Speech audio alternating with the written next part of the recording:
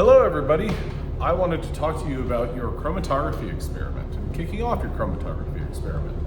So there's actually going to be multiple weeks of column chromatography and multiple different types of column chromatography. This right here is one of the chromatography columns that you'll be using. This is a DEAE cellulose chromatography column.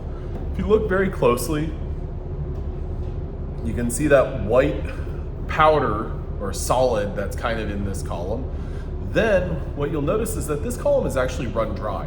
And this is not something that you want to see, because what you're going to be seeing with these columns is you're going to generally see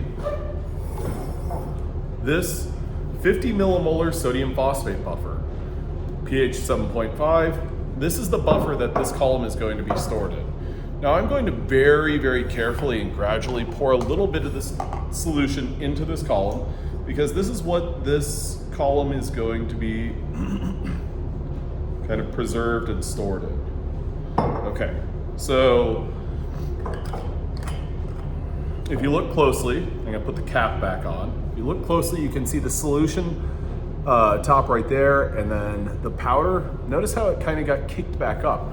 All of that stationary phase is mixed in here. And if you give it enough time, it's going to settle back down, and you're gonna have that same sort of, probably fingers worth depth of this column.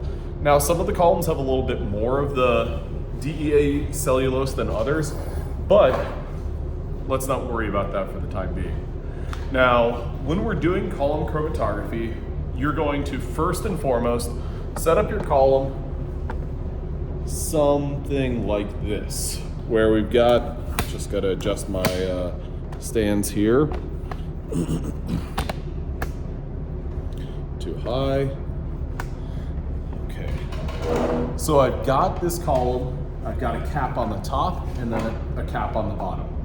Now, if I take this top off the top, you might not have been able to hear that, but there's a little bit of, because there's a vacuum in there. Now, if I take the top off the bottom, you can see there are drops falling. Now, as these drops fall, what happens to the solution level? It also drops down. So your best way of controlling the flow of the solution through this column is by putting the cap on the bottom. You'll want to have some CHEM wipes or paper towels nearby, just to keep your area kind of dry and clean and everything like that. Boom, boom, boom. Yeah, so I've got a little bit more clean there.